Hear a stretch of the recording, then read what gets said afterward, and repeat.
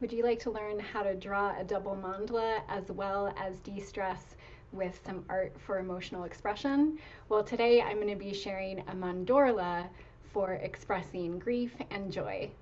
What is a mandorla? Don't worry, I'm going to be sharing exactly what a mandorla is, why we create them, the benefits of creating mandorlas, and more with tips in this video. So we'll dive right in. So you may have heard of or already draw mandalas or double mandalas. We'll dive in today to mandorlas. So mandorla is essentially made of two circles or two mandalas.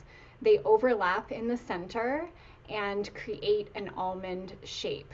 Mandorla means almond in Italian. That's where it gets its name. So that almond shape in the center that's created when the two circles intersect has a lot of deeper meaning. Originally, mandorlas were used in ancient paintings around iconic figures. In expressive arts exercises, the mandorla or the double mandala can be used as a way to depict and contain polarities or opposites. So why is that helpful to de-stress? I'm going to share that in a moment. The center of a mandorla has also sometimes been referred to as union. And some examples of these polarities or unions that you can express in your mandorla or double mandala drawing would be past and future, inner and outer self, grief and gratitude, or grief and joy, mother and daughter, or each circle representing two partners. You get the idea.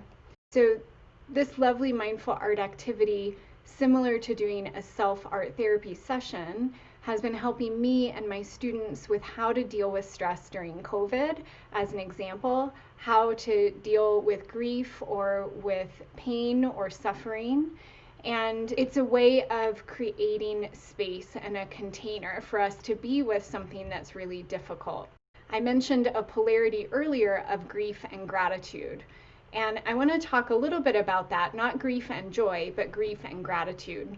Also, definitely like this video if you like it. And Brene Brown talks about foreboding joy. When things are going good in your life, there can be a sense of dread or worry or fear of when is the other shoe going to drop. We know through powerful neuroscience research that gratitude is hugely beneficial for grief and our own resiliency, and as well as de-stressing. So I'm going to explain more of these benefits later. So when things are really difficult, this mandorla expressive arts exercise gives more space to broaden our perspective. It can be an interesting process to see how these two seemingly opposite polarities interact and merge with each other in the center, giving ourselves a way to express creatively the fullness of our experience, because sometimes it can be too difficult to talk about or write about.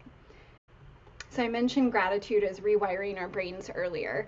So we know that gratitude helps to reframe difficult experiences, and research also shows the benefits of gratitude as alleviating suffering from anxiety, depression, and stress.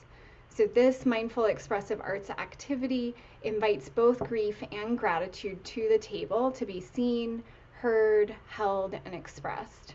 So if you're unsure where to begin or if you'd like to dive in deeper, I'll be hosting both live and recorded online Zoom workshops called Mandorlas for Grief and Gratitude.